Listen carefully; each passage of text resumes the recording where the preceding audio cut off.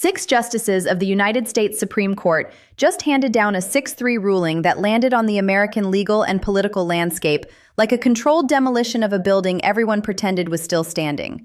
A 6-3 decision.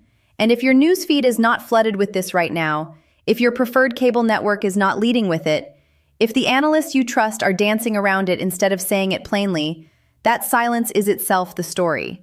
That silence tells you everything about who controls the narrative and why they do not want you processing the full weight of what just changed. This ruling.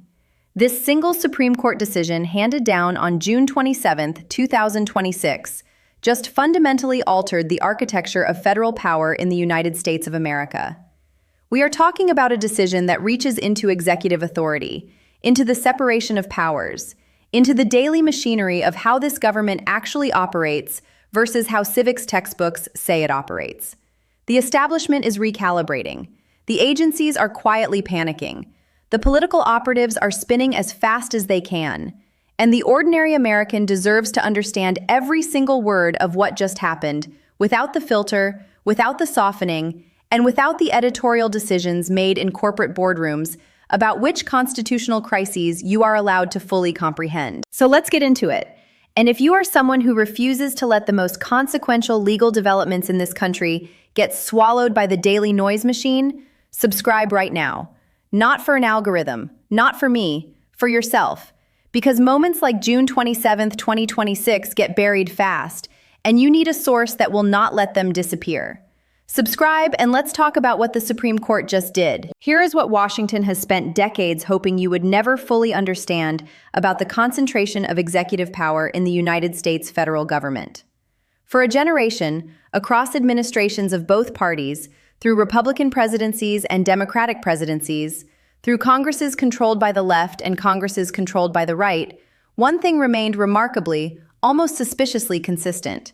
The executive branch kept growing. Federal agencies kept expanding their reach, presidential power kept accumulating new territory, and the mechanisms that were supposed to check that accumulation, the Congress, the courts, the constitutional framework itself, kept finding reasons, kept discovering convenient interpretations, kept manufacturing legal theories that allowed the growth to continue. It was not dramatic.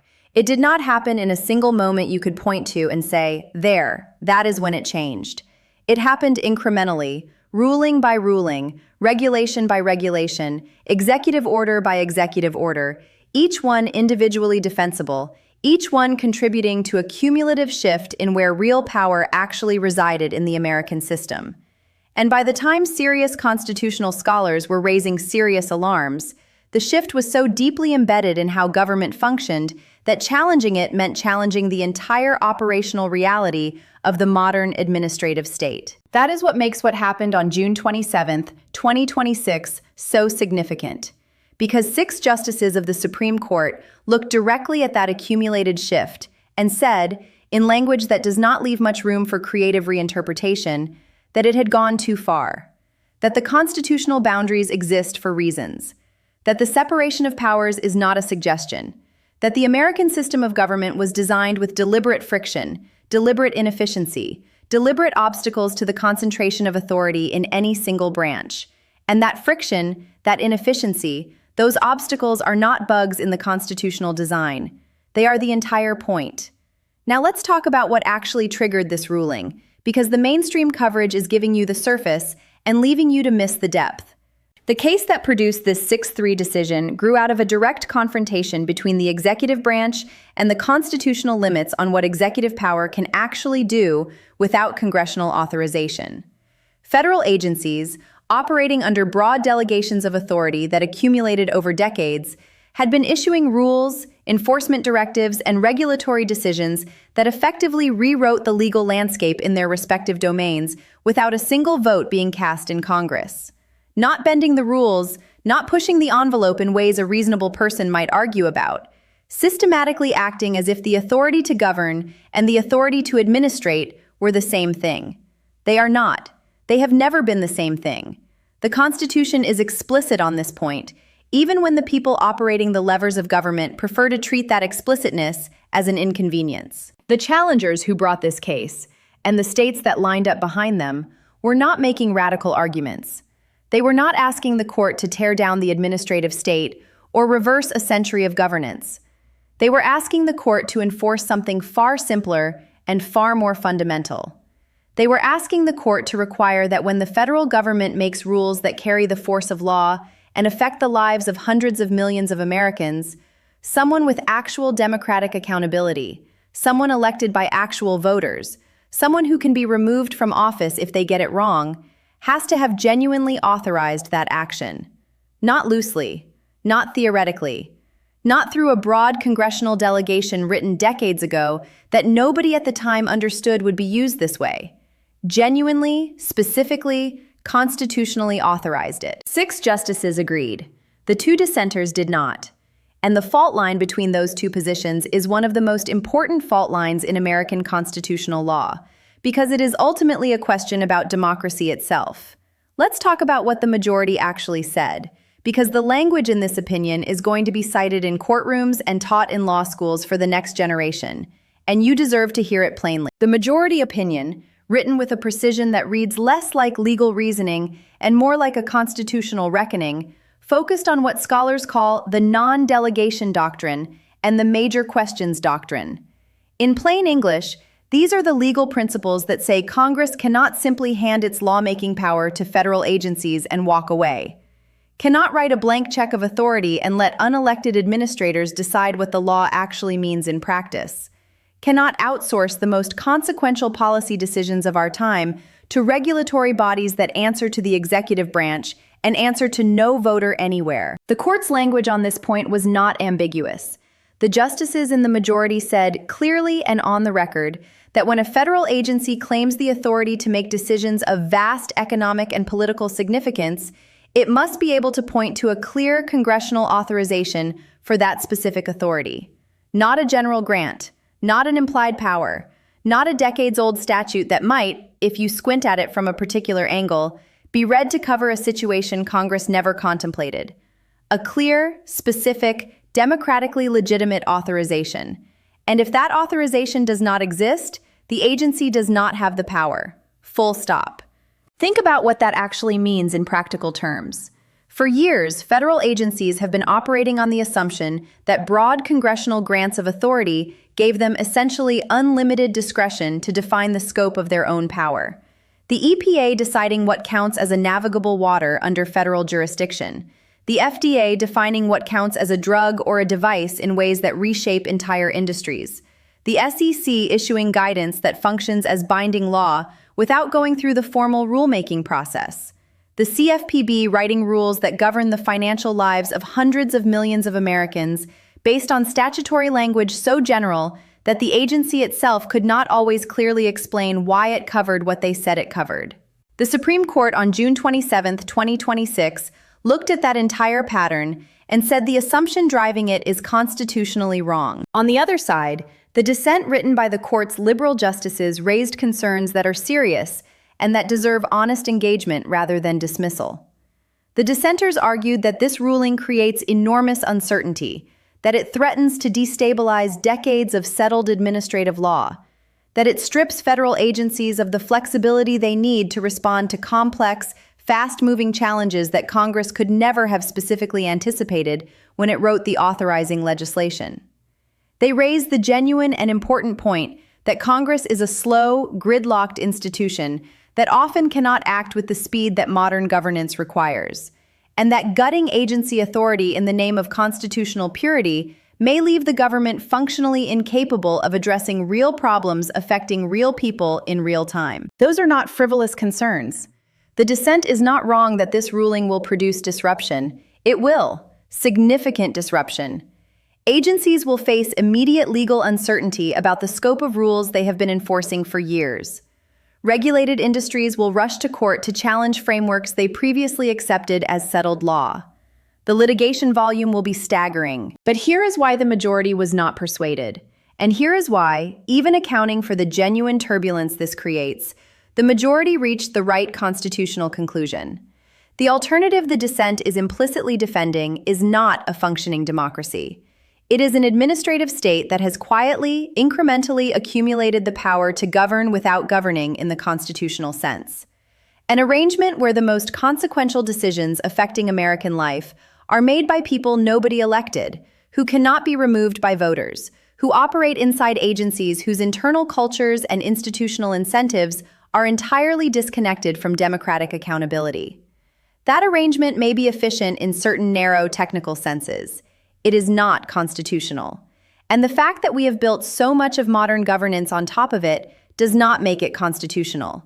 It makes the reckoning, when it finally comes, more disruptive. It does not make the reckoning wrong. The consequences of this ruling will hit every major policy arena in America, and they will hit fast. Let me be specific, because this is where abstract constitutional law becomes your actual life. Start with the environment. For decades, environmental regulation has been one of the most aggressive areas of agency rulemaking in American law.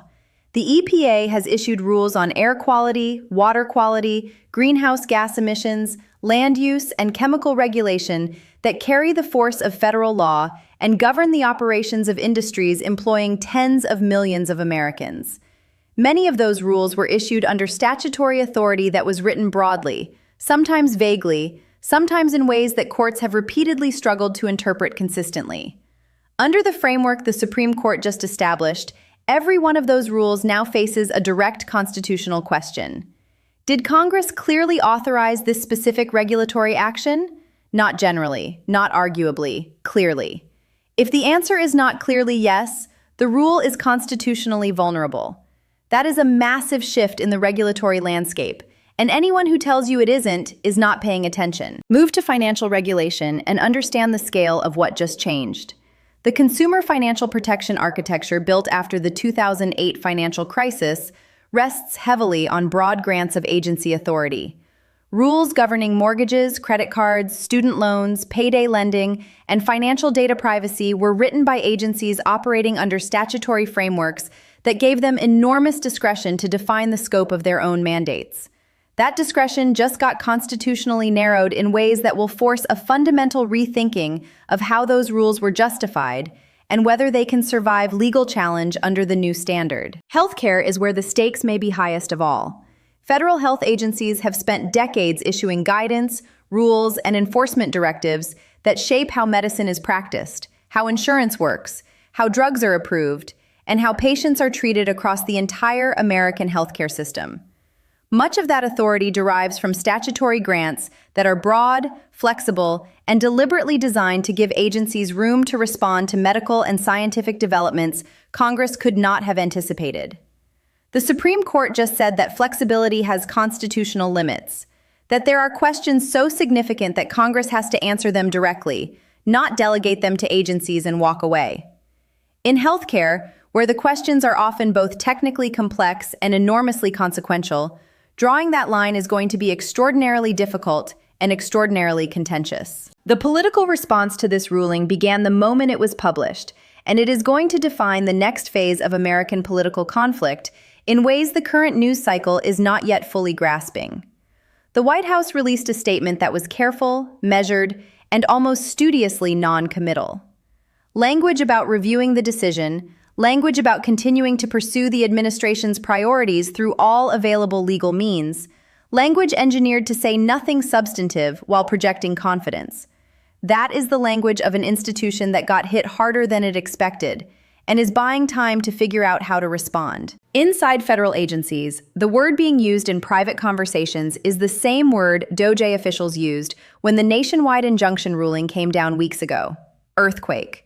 Because that is exactly what this is for agencies that have built their entire operational frameworks on assumptions about the scope of their authority that 6 Supreme Court justices just declared constitutionally inadequate. State governments moved fast. Attorneys general from multiple states had supplemental legal briefs citing the June 27th decision filed in ongoing cases within hours of the ruling being published. These were not improvised responses. These were prepared arguments sitting in legal databases, waiting for exactly this moment, ready to deploy the instant the court gave them the constitutional foundation they needed. And here is the political reality that the mainstream media coverage is not being fully honest about. This ruling, in this political moment, with the current configuration of power in Washington, is going to be felt most immediately by the federal executive branch. But the dynamic is not permanent, and it is not ideologically fixed. The constitutional principles the court just reaffirmed apply regardless of which party holds the White House. A future Democratic administration that tries to use broad agency authority to advance progressive priorities will face exactly the same constitutional constraints that a current Republican administration now faces. The court did not write a ruling for one political moment. It wrote a ruling for the constitutional structure of American government, and that structure does not change based on election outcomes. Where does this go from here? What does the road actually look like? The immediate landscape is litigation, enormous volumes of it. Every significant federal regulation issued under broad statutory authority is now a potential legal target. Industry groups, state governments, advocacy organizations, and individual litigants are going to flood the federal courts with challenges, arguing that specific rules cannot survive the constitutional standard the Supreme Court just articulated. Some of those challenges will succeed, some will fail. Many will produce circuit splits, where different appellate courts reach different conclusions about how the new standard applies to the same regulatory frameworks. And those splits will force the Supreme Court back to weigh in again, this time with full merits opinions that develop the doctrine in more detail. But what will not go back to the way it was is the Supreme Court's declaration, issued on June 27, 2026, by 6 justices, that the era of unlimited agency discretion operating under vague congressional authorization is constitutionally over. That declaration changes how lawyers advise clients. It changes how agencies write rules. It changes how Congress thinks about the specificity required when it delegates authority. It changes the entire risk calculation for every major regulatory action the federal government takes from this moment forward. The calibration of American governance just shifted permanently. There is a deeper implication here that deserves to be said plainly and without softening. For generations, both political parties discovered that it was easier to govern through administrative agencies than through Congress. Easier to have an agency write a rule than to build a legislative coalition. Easier to use broad delegated authority than to expose your policy choices to the democratic accountability of an actual vote. Easier to win in a regulatory proceeding than to win in an election. And so the administrative state grew and grew and grew. Not because anyone explicitly decided to move power out of Congress and into agencies, but because everyone found it convenient to let it happen. Because it let politicians take credit for outcomes without taking responsibility for the specific choices that produced them. The Supreme Court on June 27, 2026, looked at what that convenience had produced and said enough. Said that the Constitution means what it says about who makes law in the United States. Said that the friction built into the American system of government is not an obstacle to overcome, it is a feature to honor. Said that if you want to govern this country, you have to actually govern it, through Congress, through legislation, through the democratic accountability that the founders built into the system, precisely because they understood that power without accountability produces outcomes the people never consented to and cannot easily undo. That is a harder system. It will produce slower outcomes. It will frustrate people on every side of every debate. It will require Congress to do the difficult, unglamorous, politically risky work of actually writing specific laws for specific situations, instead of writing blank checks to agencies and then pretending they had nothing to do with what the agencies did with those checks. But it is the constitutional system, and 6 justices just used one of the most powerful tools at their disposal to push this country back toward it. This is what a constitutional inflection point looks like. Not a partisan victory, not a team sport moment, not something you process through the lens of whether your preferred political tribe came out ahead. A constitutional inflection point. A moment where the highest court in the land draws a line and says, this is where the constitutional structure requires the machine to stop. The breadth of the majority, 6 justices reaching this conclusion, should force every serious person, regardless of their political commitments, to sit with what just happened. These are not radicals. These are jurists who looked at decades of accumulated practice and found it constitutionally wanting. That judgment carries weight that transcends the political moment it arrives in. The question that will define what comes next is whether the political branches respond to this responsibly. Whether Congress takes seriously its obligation to write specific, clear authorizations for the powers it wants agencies to exercise. Whether the executive branch builds a regulatory agenda that can withstand constitutional scrutiny rather than relying on broad delegations to justify whatever it wants to do. Whether federal agencies retool their rulemaking processes to ensure that every major rule rests on a clear and specific democratic mandate. Or whether everyone spends the next decade searching for workarounds, for creative legal theories, for new ways to game a system that 6 justices just told them to stop gaming. The Supreme Court can draw the constitutional line. It cannot make anyone respect it. And that part, the critical and decisive part, belongs to the rest of us. To the voters and the citizens and the people who elect the politicians who write the laws that the agencies enforce and the courts interpret. The court reminded us on June 27, 2026, that self-government is supposed to be difficult, that democracy is supposed to require work, that you do not get to outsource the most consequential decisions of your time to unelected administrators and call it constitutional governance. That reminder, issued by 6 justices in a ruling that will be taught and cited and argued over for decades, is one of the most significant legal acts of 2026. What it becomes, what it changes, what it produces in the years ahead depends entirely on what happens next in Congress, in agencies, in courts, in legislatures, and in the choices made by millions of ordinary Americans who are either paying attention or not paying attention to the structures that govern their lives. You are paying attention. That matters more than you know. Subscribe so you do not miss the next major shift. Share this with someone who deserves to understand what is actually happening in America right now. And leave a comment telling me which policy area, environment, finance, healthcare, federal regulation, you think this ruling hits hardest. I will see you in the next one.